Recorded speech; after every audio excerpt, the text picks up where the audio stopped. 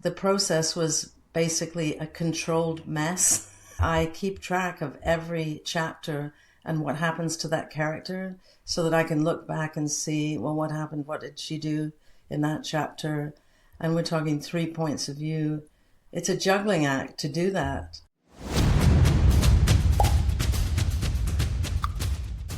Marjorie, welcome to the show. Thank you so much for being here today. Hey, it's great to be here, Mark. Really great. I'm excited to talk about your book today, The Divorce Party. If you're looking at the screen, for those who are watching the video, there's the book there. Thank you for sending me a copy. Oh, you're welcome. I hope you enjoyed it. Yes. Let's get into it. Pitch me the book. Okay, The Divorce Party is definitely a psychological suspense. I think Big Little Lies meets The Hangover with a dose of Lucy Foley's The Guest List. And here's the kind of slug line. 4 women, one glamorous, raunchy weekend, a deadly reunion. So 20 years ago, Savannah, Daisy, and Zoe were inseparable until one fateful night tore their friendship apart. They haven't spoken since. Now they're leading very different lives.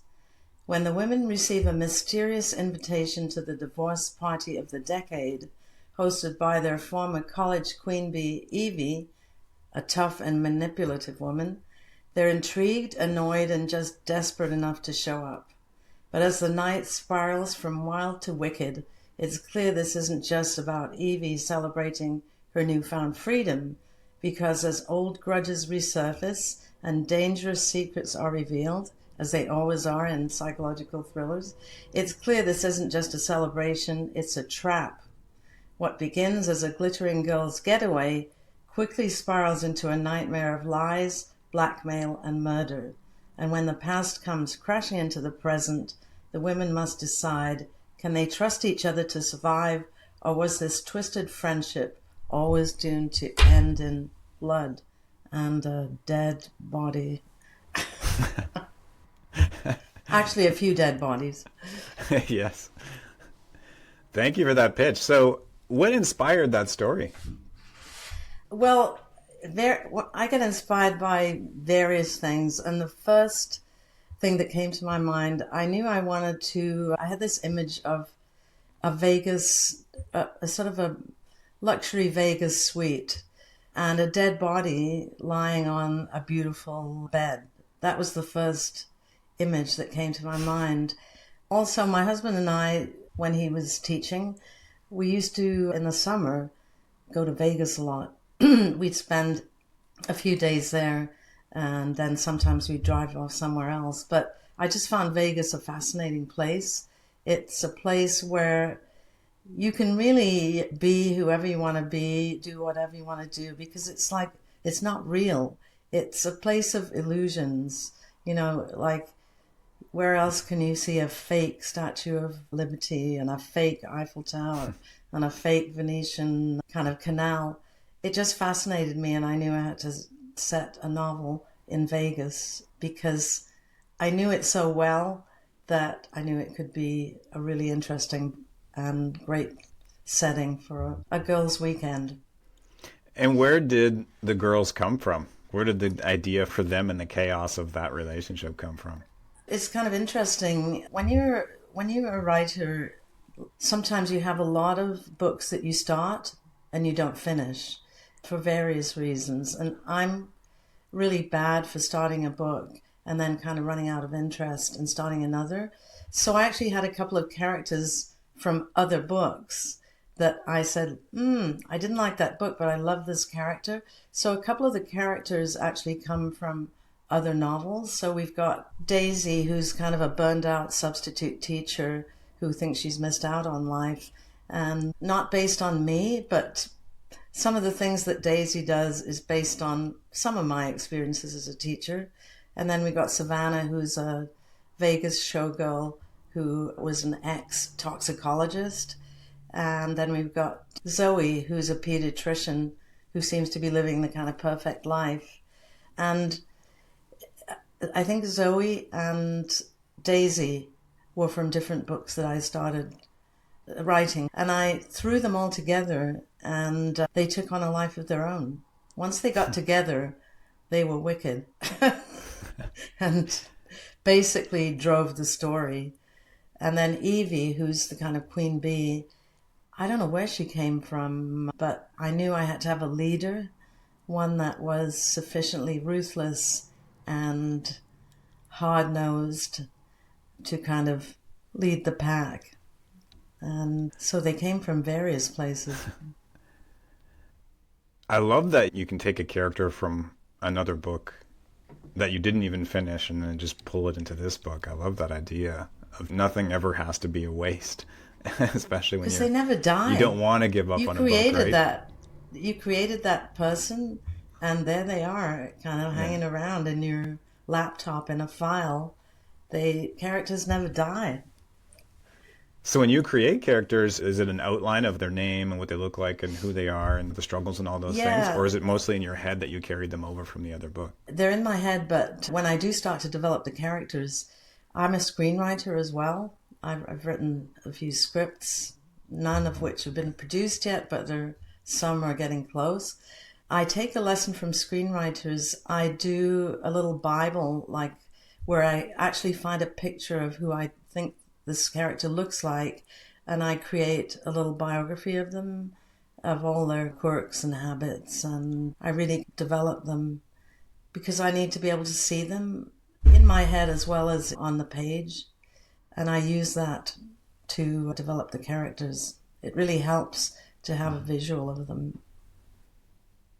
Do you find when you're writing, because this book jumps all over, well, 3 of the 4, do you find that you have to pull out that sheet and look at it again just to remind yourself of who this voice is supposed to be before you move on to write that character? Or are you lucky enough to just have them in your head and it works to go from chapter to chapter like you do? Yeah, I would say if you're talking about the process of writing this book, this was the first time it's been a long time since I've written a multiple point of view novel, and this was a real challenge. And I would say the process was basically a controlled mess, if you can call it that. What I do is I use a large notebook, kind of like this, and I keep track. Each chapter switches from one character to another, and I keep track of every chapter and what happens to that character so that I can look back and see, well, what happened? What did she do in that chapter? Otherwise, you would definitely lose the thread if you don't do that. And we're talking 3 points of view. It's a juggling act to do that. Oh, yeah. And that was quite a major challenge in the book. We're also talking about timelines too. Not only 3 points of view, but multiple timelines. So I didn't know I'd ever get this one finished, but I did, finally. Yeah, that would have been quite a juggle even between who they were when they were younger, when you're doing those flashbacks, versus who they are in the future. Yeah, because we look back at them when they're college girls, because all of the characters come from tough backgrounds.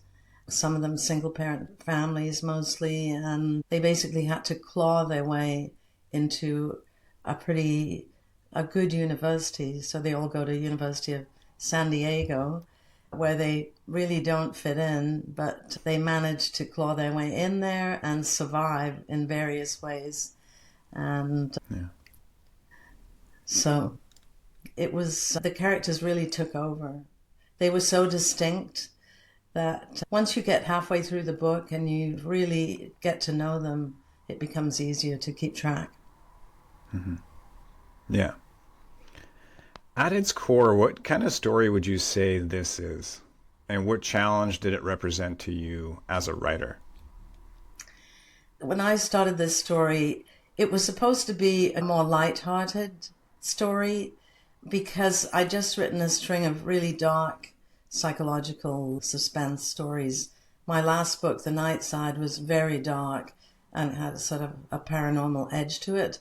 So I wanted to write something more kind of fun and raunchy and I guess fast-moving.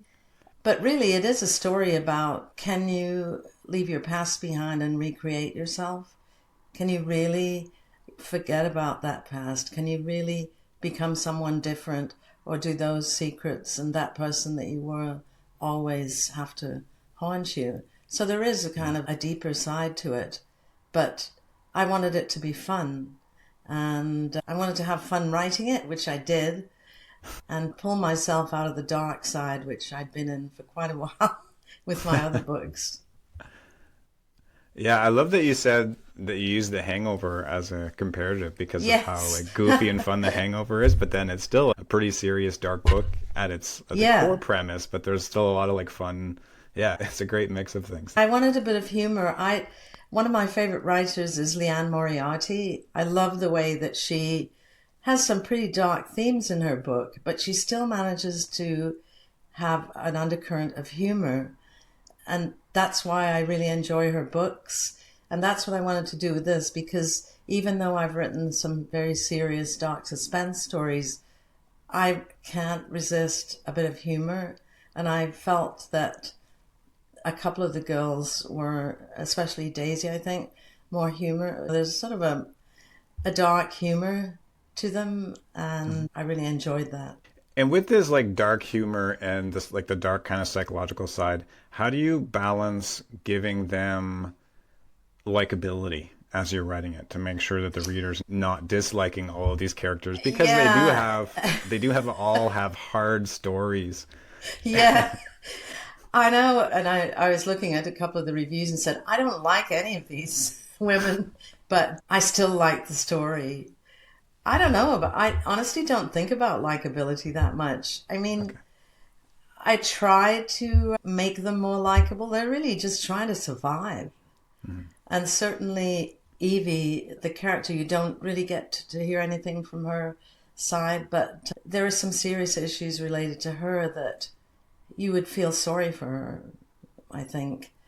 But likability, I remember one editor said to me, this character is kind of unlikable. Can't you get her to even pet a horse or something? There was a scene where she's with a horse.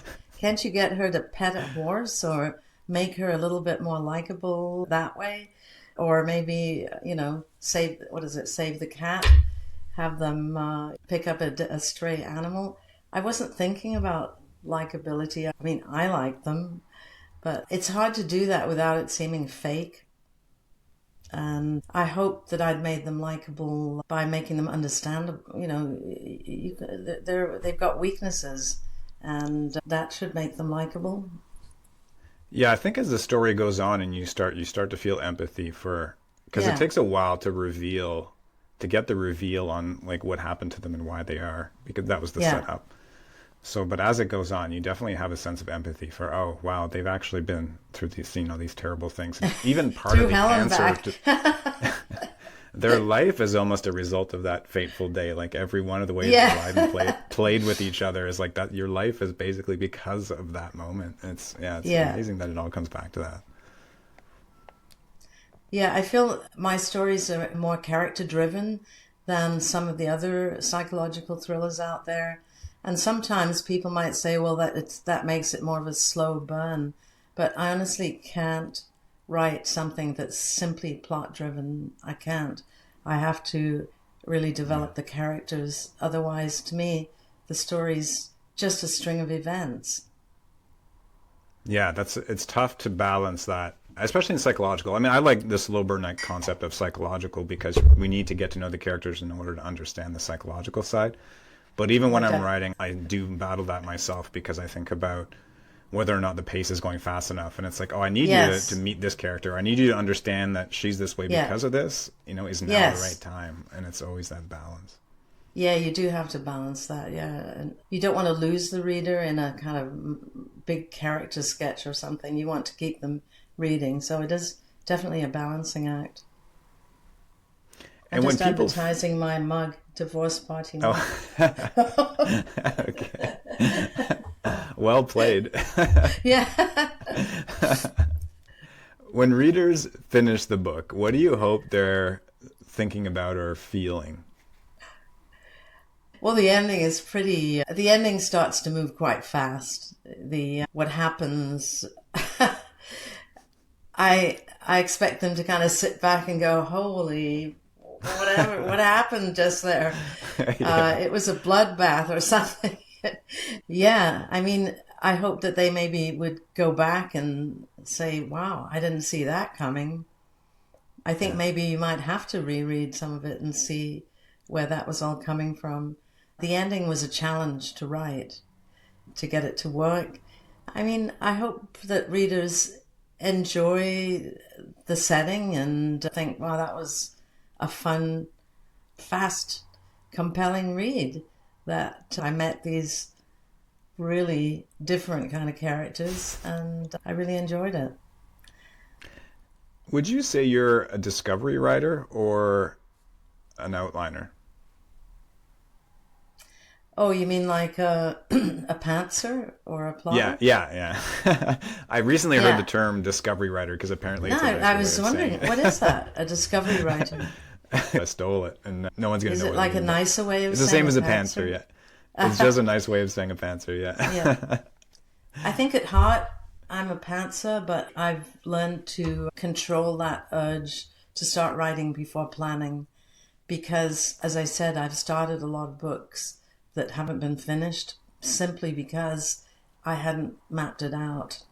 And now I've written enough scripts and screenplays to understand that you cannot write a screenplay without mapping out the beats. And that's really helped me plan my novels. That being said, I don't write a really detailed outline. I just have a sort of loose outline. I know the ending. I have to know the ending. And then I keep track in a notebook of what's happening in each chapter.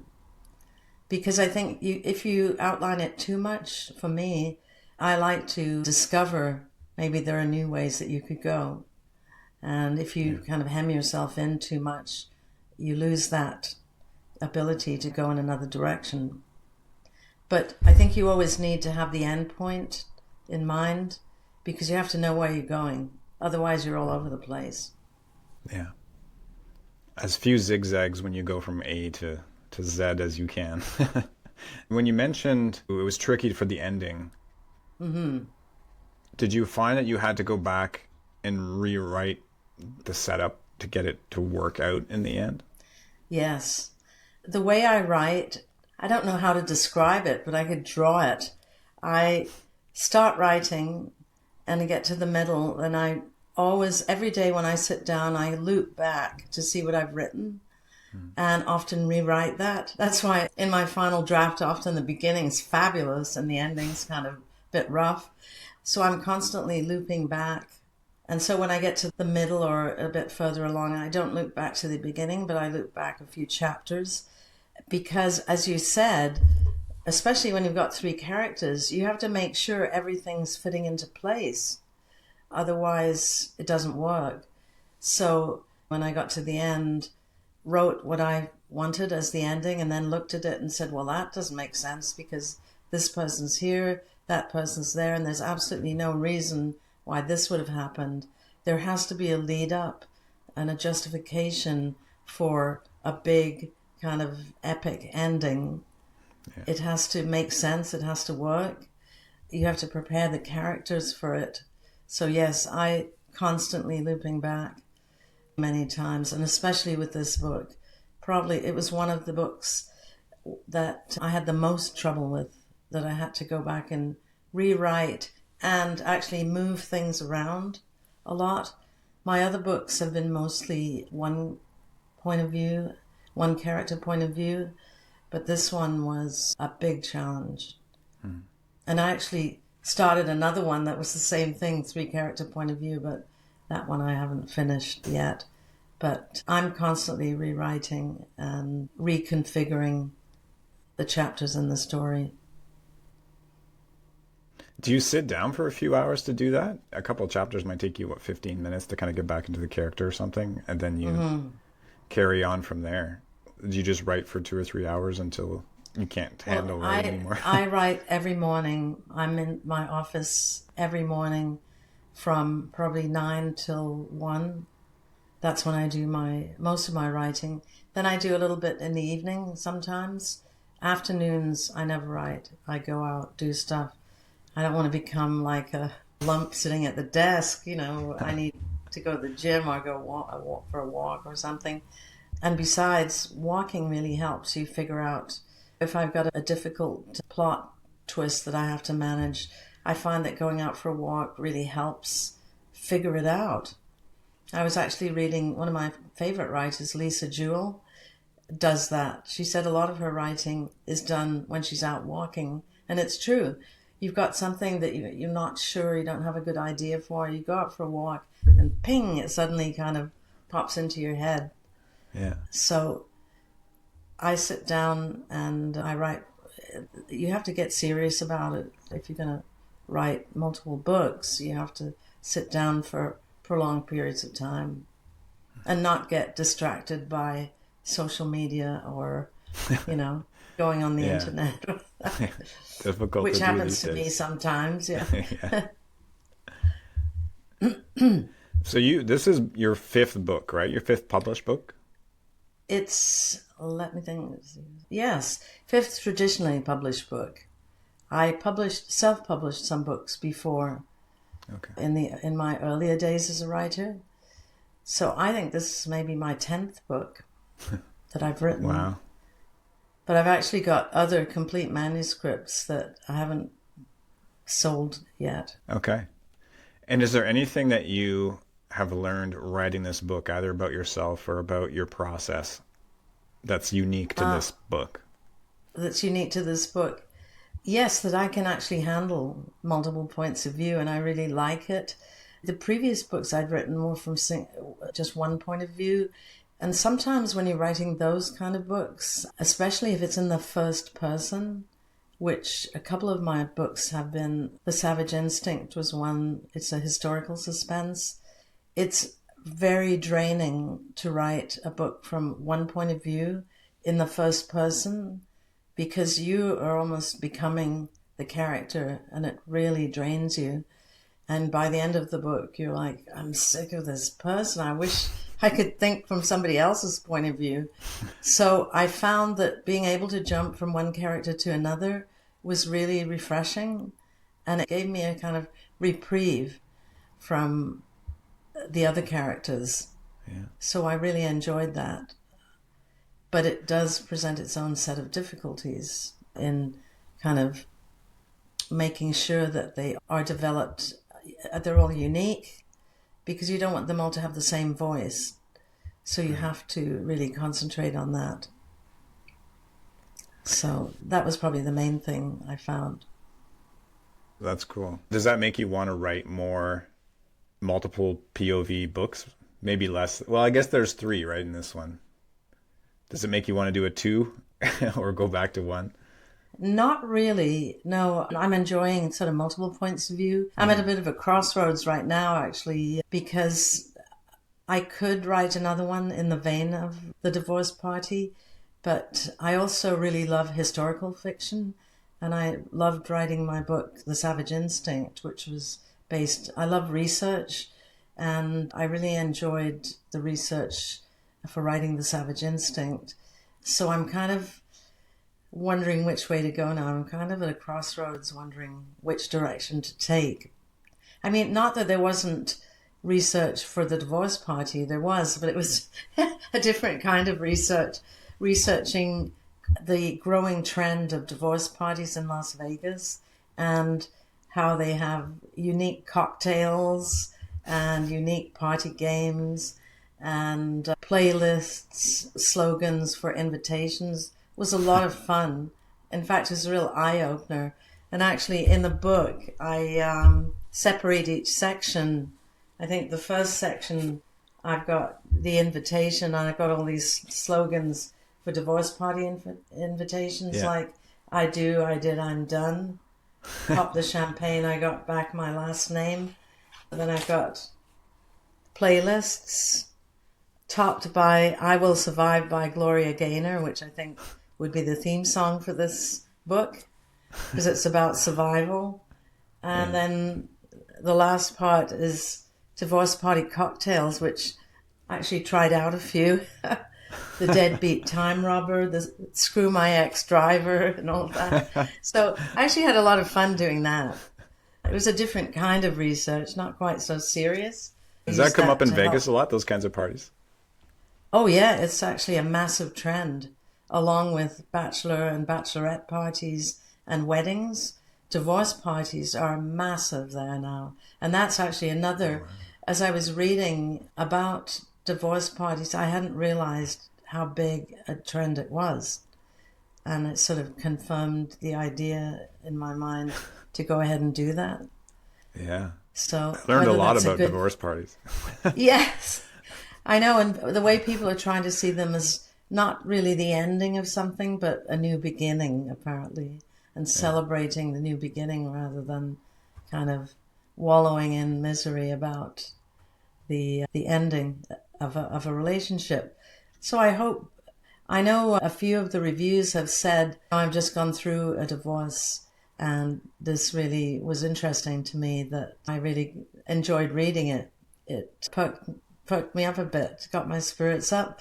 Hopefully their experience though wasn't as deadly as this one, but you Especially the know, end. Yeah. yes. Yeah, not the way to get rid of your ex, but I don't want to give anything away. Yeah. Yeah. Yeah. Try not to spoil it, but yeah. Yeah. Yeah. What advice would you give someone who just published their first or second novel? What advice would I give them? And it really depends if they've published it traditionally or self published, I guess. But the main advice I would give someone is be prepared to do a lot of your own publicity. Unless you're one of the top, I guess, 1 or 2% of writers with big publishers, you're going to have to do most of the publicity yourself. You will get some help from the publisher. Get used to waiting for responses. It's a long waiting game. And just because you publish 2 novels doesn't mean the third is guaranteed publication. In fact, the second and third novels are even more difficult because I'd say publishing houses today definitely look at the sales of the previous books when they're trying to decide whether to publish another one of your books. Yeah. It's a very difficult landscape now, the publishing industry. I remember hearing George Martin talk about how his career, he thought his career was about over, and it really was tanking until he released the Mm-hmm. Game of Thrones. And even that was years later that it took off. That's kind of blew up his Yeah. career. Yeah. I mean, don't give up. You've got to really push on. I mean, there have been times when I thought, that's it. I'm never going to get another book published. And I've had agents. I've actually had 3 different agents. And most times I've parted amicably with them. In fact, in all times I've parted amicably with them. But just if you have an agent and then suddenly you don't and you find yourself that you're on your own, that's not the end of things. Writers can sell their own books. Maybe not with one of the big four, or I don't know how many it is now, big 3 or 4 publishers. You can't sell to them. They require you to have an agent. But there are many really good publishing houses out there that will accept submissions from unagented writers. They're more interested in the quality of the work, and they're very good publishing houses. So I would say you can do it yourself. You've just got to be really persistent and don't give up and have a really thick skin, because you're going to get people that give you 1-star reviews and say your book is a piece of crap, and nobody should read it. But then you're going to get those readers that send you a email. I just got one last week saying, wow, I just finished your book. What a wild ride that was. I loved it. I'm going to look at some of your other books. And that's kind of what makes you keep going on. Yeah. So it is a very tough industry out there, and you've got to get lots of reviews and lots of sales and have a presence on social media. But that can take a lot of time up. Yeah. And nobody really knows what it takes to sell books. I mean, yes, you can do all the Instagram posts you want, but I don't think anybody can pin down what makes a book sell. No. Persistence. If we knew, we'd be doing it. And there are plenty of Yeah. people that How would do you like to pick the sell one? There you. wouldn't be a 1%. Yeah, well, there are plenty of people that would like to sell you. I get lots of emails, mostly scammers, saying, I saw your book and I Okay. really think I can take it to the next level. And would you like to be part of my publicity program? So many of those. I Yeah. just send them to spam. Yeah. What made you shift from self-publishing? You said you started to traditional. Well, I self-published in the earlier days of self-publishing, so I guess my first book came out in 2013. It was a young adult sci-fi trilogy, which actually is still selling today. I'm surprised. And I tried to sell it to a publisher, and it was at the time that Hunger Games had come out, and they said, oh, we don't need any more young adult dystopian books. So I didn't have any luck with it. But I self-published it, and it actually did really well. And I've actually adapted it into a series, which got some interest from Netflix at one point. So I still have hopes for that. But it was in the earlier days when it was easier to sell books as a self-published author. Now the market is so crowded for self-publishing that I think it's much more difficult. But after that one, and then I published a sort of historical kind of epic, and then a romantic suspense. It was taking up too much time trying to publicize it, and it was costing me a lot of money to publicize it. And I thought, I really want some recognition for my books from a traditional publisher. And that's when I decided to send. I had a book called The Savage Instinct, and then another one which became The Secret Sister. And it was just luck that there used to be a thing on Twitter called PitMad. I don't know whether you ever heard of it. No. It was a pitching thing on Twitter, when Twitter was Twitter. And you basically pitched your book in one line, and editors and agents were watching. It happened maybe 2 or 3 times a year, and it was a big deal. So I pitched The Secret Sister on at PitMad, and I thought, well, I might as well. I'd sent it to a bunch of agents and been turned down, and so I pitched it, and an editor liked it, an editor of a large independent publisher in the UK, and I thought it was a scam. But it turned out she was an editor, a really good editor, and they gave me a 2-book deal out of that. Awesome. It was purely luck and pitching it at the right place and the right time that got me into being traditionally published. The same thing with The Savage Instinct. I had sent it to agents, didn't have a lot of luck, and then I entered it for something called the Launchpad, which is a very, very good contest. I really recommend it to people who are trying to get exposure for their books. The Launchpad is primarily for screenwriters, but they run once a year a manuscript contest because film producers are always looking for content. So I entered the manuscript contest, and I got shortlisted to the top, I think, 25. And I thought, that's it. I'm not going to get anything out of this. But an editor from a small US publisher contacted me and said, I'm interested in your book. We'd like to publish it. So there are many different ways to get published other than going through an agent. But you just have to know which are the reputable ones, because there are many scammers out there who'd like to tell you that they can publish your book. But often you're left sitting there with $10,000 worth of books that you've paid for, and now you have to sell them. Yeah.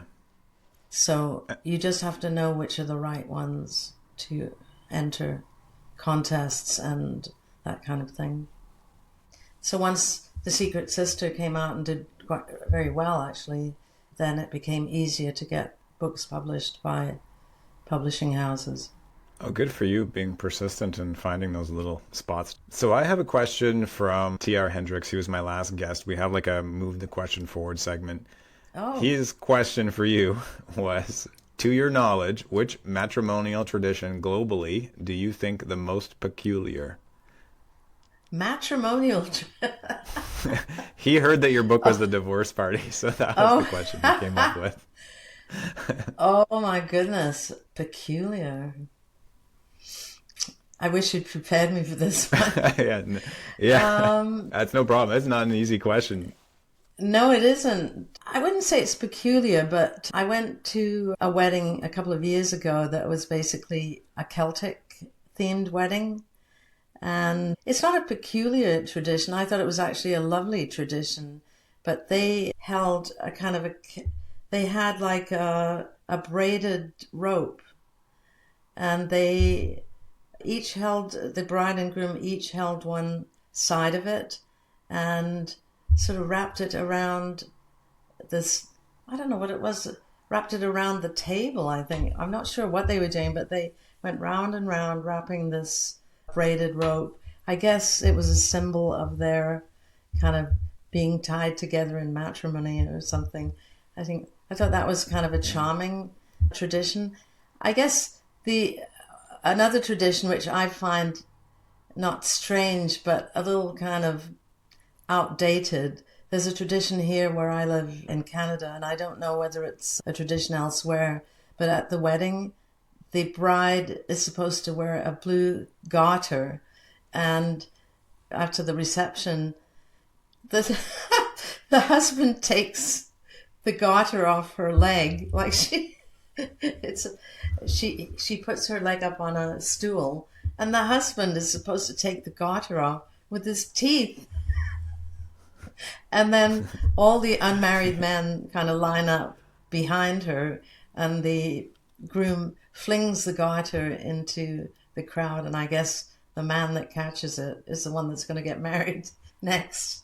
I Yeah. always found that kind of a really weird and a little bit offensive, actually. I guess it's the male equivalent of the bride throwing the bouquet. Yeah. Yeah, exactly. I didn't know that was a Canadian tradition. Yeah, is it? I don't know. Is it done somewhere else? I'm not aware that maybe it's just a Manitoba tradition, but I've been to many weddings where that happened. In fact, at my own wedding, Oh, I yeah. was forced to wear the blue garter. Yeah, no, I definitely knew it was like we do it here. I'm Canadian as well, so I've definitely seen it. But I thought it was just like a almost American thing. Then we just kind of partook in the same thing. I didn't realize Yeah, it was more exclusive to Canada. That's interesting. Okay, cool. So maybe a bit of a peculiar Canadian tradition we yeah. have going on. So last question for the main show. Where can listeners find your books? It's basically on all the main online sites: Amazon, Indigo Chapters, Kobo, Apple, Barnes and Noble. If they go to my website, it shows where to get the book. It's not actually in bookstores, but you can still get a paperback. This publisher doesn't put the book in bookstores. I guess they're more digital first, but you can get a Okay. paperback if you want it. So it's all the major Okay. online suppliers. I will link that in the show notes. Well, thank you so much for your time. I really appreciate it. This has been a lot of fun learning all about this book and your process. If you don't mind sticking around for a few minutes, we're going to go to the No, after show with the rapid fire for our Patreon members.